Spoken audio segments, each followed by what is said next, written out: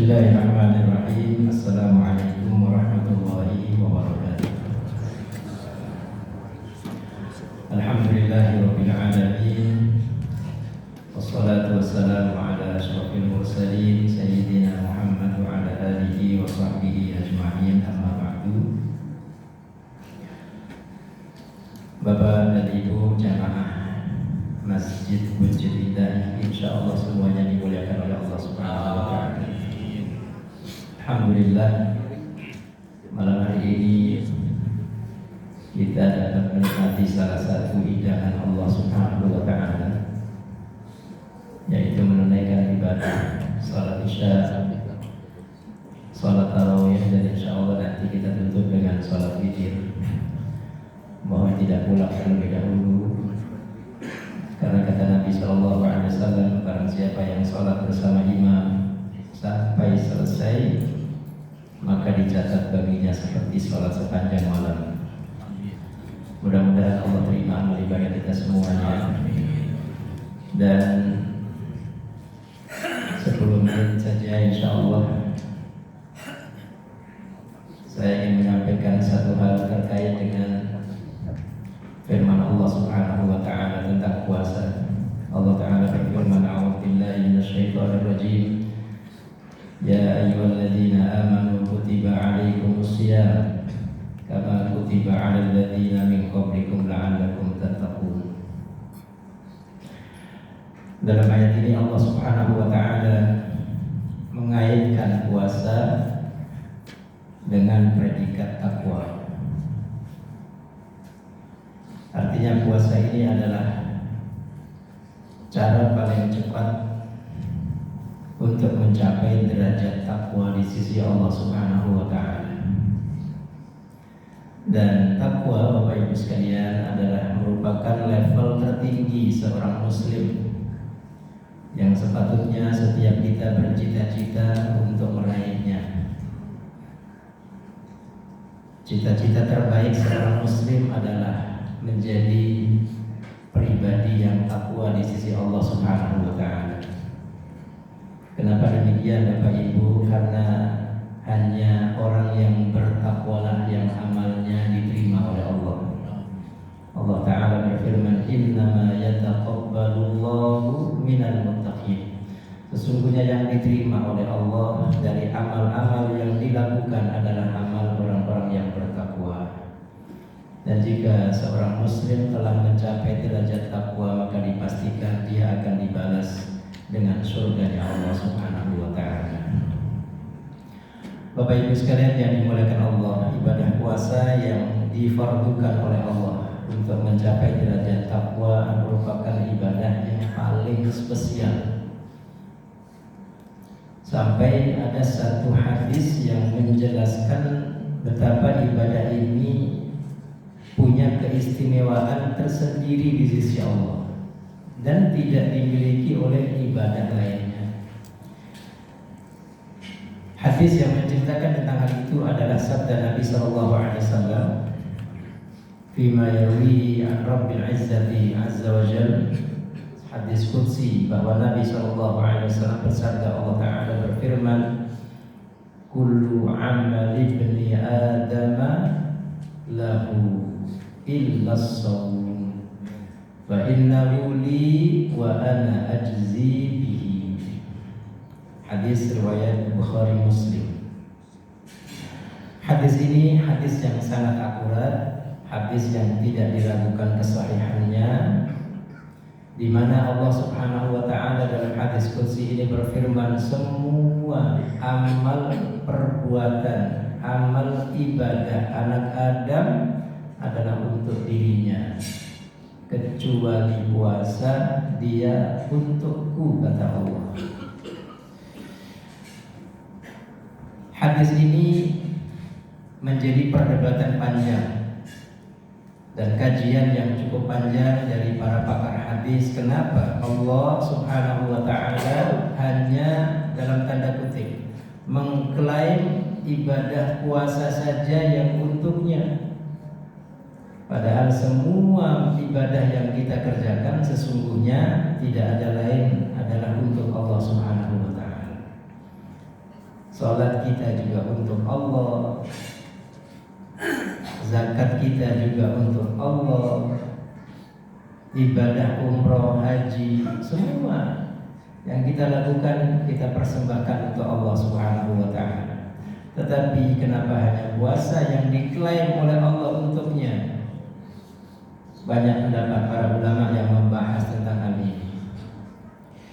Dan di antara pendapat yang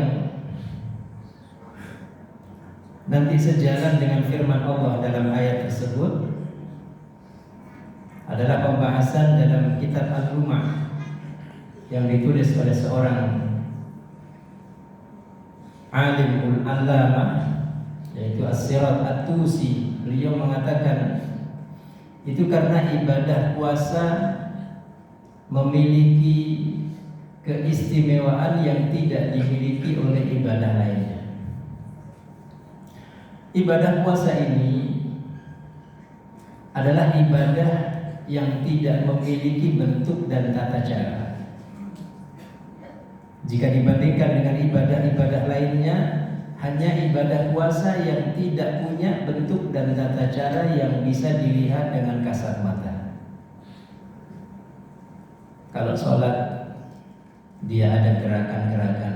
Masya Allah, malam ini saya senang sekali sholat di Masjid Bukit Indah. Saya teringat waktu itu masih ada ketua kita almarhum Pak Ikhwan Mustafa. Saya sempat menyampaikan kalau di masjid ini mulai diedukasi dengan memperkenalkan Al-Quran lewat sholat. Jadi umumnya di masjid-masjid kita kalau taraweh itu surat-surat pendek, betul? Bahkan di kampung-kampung cuman alif lam mim Allahu akbar gitu ya. Sebenarnya sama. Tadi yang dibaca oleh imam kita Masya Allah dengan suara yang sangat merdu dan tartil juga cuma satu ayat sebenarnya, tapi panjang. Nah ini akan mengedukasi kita bahwa sholat tarawih itu tidak harus dengan surat pendek saja, tapi nanti kemudian kita mulai membiasakan diri dengan membaca ayat-ayat di dalam sholat, khususnya saat kita sholat sendiri Bapak Ibu sekalian. Misalnya sholat qiyam, sholat tahajud nanti di luar Ramadan. Kemudian betapa indahnya saat kita mampu mempersembahkan amal kita di hadapan Allah dengan dapat menghatamkan Al-Quran dalam sholat. Kalau hatam di luar sholat mungkin sudah banyak ini, wajah-wajahnya wajah-wajah ahli Quran semuanya. Tapi hatam dalam sholat mungkin tidak mudah dilakukan, tapi sebenarnya mudah dilakukan. Bagaimana caranya? Kan boleh baca, belum tadi baca. Boleh baca apa tidak? Dalam sholat? Boleh. Boleh megang dengan handphone. Jadi kalau yang mungkin mohon maaf sudah sepuh, mungkin berdirinya tidak kuat lama, bisa duduk. Sholat sunnah itu boleh duduk. Jadi sambil duduk sambil baca handphone, maksudnya baca Quran. Kan ada aplikasi Quran. Sambil baca, mungkin duduk. Insya Allah lama-lama bisa apa? Bisa apa? Hatam. Dan itu akan menjadi ibadah yang dapat kita persembahkan dari sekian banyak ibadah yang mudah-mudahan diterima oleh Allah Subhanahu wa taala. Maka Bapak Ibu sekalian, tadi kita sampaikan kalau sholat semua orang bisa lihat tata caranya, rukuk, sujud, semua orang tahu. Ibadah zakat juga kelihatan karena ada sesuatu yang kita berikan. Apalagi ibadah umroh, ibadah haji, tata caranya sangat heterogen. Ada tawaf mengelilingi apa? Ka'bah, ada sa'i antara Safa Marwah. Kalau haji ada wukuf, camping di Arafah, ya, melontar jumroh. Tata caranya banyak dan bisa dilihat dengan mata telanjang. Nah, ibadah-ibadah yang memiliki bentuk dan tata cara yang terlihat ini sangat berpotensi bagi pelakunya untuk berbuat riya. Apalagi zaman gadget sekarang, Bapak Ibu. Tawaf bisa sambil selfie, sambil live. Sa'i bisa sambil live. Kadang-kadang sholat, kalau nanti rekam saya lagi sholat ya, itu bisa. puasa juga gitu. Tapi bagaimana puasa mau direkam? Lemes. Pura-pura lemes gitu ya. Puasa ini ibadah yang tidak punya bentuk, tidak punya tata cara, sehingga yang tahu benar tidaknya puasa kita, ikhlas tidaknya hanya Allah Subhanahu wa ta'ala. Ibadah satu-satunya yang tidak ada peluang bagi pelakunya untuk pamer apa yang bisa dipamerkan. Orang nggak punya cara dan kelihatan. Maka itulah karenanya kenapa Allah Subhanahu wa ta'ala mengklaim ibadah puasa ini hanya untuknya. Dan juga Allah Subhanahu wa ta'ala hendak mendidik kita agar supaya kita tidak selalu berta'alluq atau bergantung kepada benda dan makhluk. Selama ini mungkin kita bisa melakukan ini itu karena perut kita ada isinya, karena ada makanan yang kita konsumsi, ada minuman yang kita konsumsi, sehingga kita bisa bekerja, bisa menghasilkan uang, akhirnya bisa senang dan lain sebagainya. Ketika puasa Allah hendak mendidik kita. Kalau Anda selama ini bergantung kepada nasi, bergantung kepada makanan, bergantung kepada minuman, saat ini Anda harus sadar bahwa sesungguhnya tempat bergantung yang sesungguhnya hanyalah Allah Subhanahu wa ta'ala.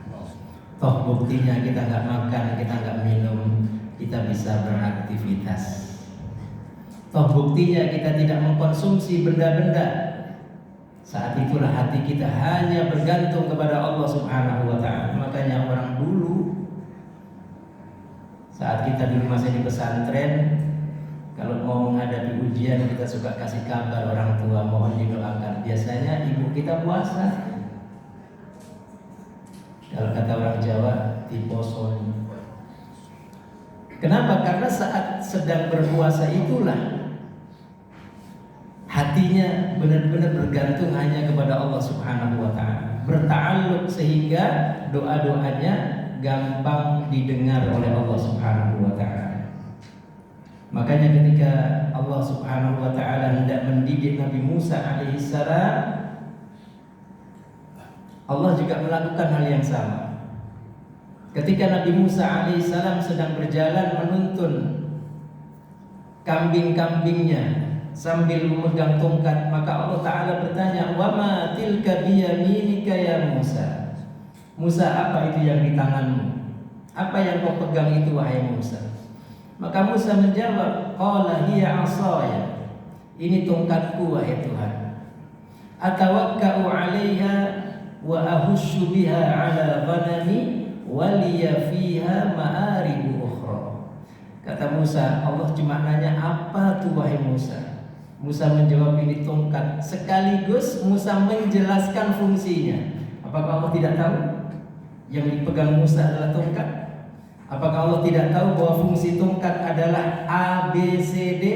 Musa bilang, ini tongkat fungsinya untuk menopang waktu berjalan, untuk menebas dedaunan buat dimakan oleh kambingku, dan masih banyak lagi fungsi-fungsi yang lain dari tongkatku ini. Allah ingin ngajarin Musa bahwa tongkat itu bisa berfungsi bukan karena bendanya, tapi karena aku wahai Musa. Maka Allah bilang, "Alqiha ya Musa," lemparkan wahai Musa. Fa'alqaha fa'idha hiya hayyatun tas'a. Lemparkan wahai Musa. Begitu dilemparkan, tongkat tadi berubah fungsinya dari benda mati menjadi benda hidup, menjadi apa? Ular yang bergerak-gerak. Allah hendak mendidik Musa bahwa benda yang ada di tangannya dan semua benda yang ada di sekeliling kita sejatinya tidak berfungsi kecuali karena izin Allah Subhanahu wa ta'ala.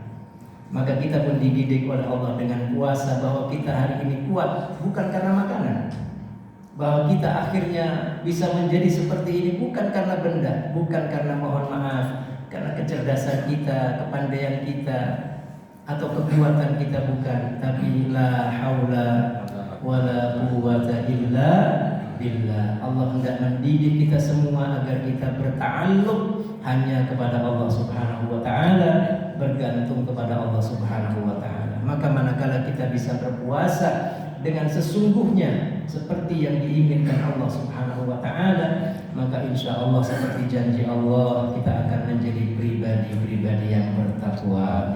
Mudah-mudahan Allah terima amal ibadah kita semua, Allah terima salat kita, Allah terima puasa kita, dan semua amal ibadah kita yang kita persembahkan mudah-mudahan diterima dan dikabul oleh Allah Subhanahu wa taala. Amin ya rabbal alamin. Ini saja yang dapat Al-Fakir sampaikan. Billahi taufiq wal hidayah. Wallahu taala a'la wa a'lam. Wassalamualaikum warahmatullahi wabarakatuh. Waalaikumsalam. Sallu sunatan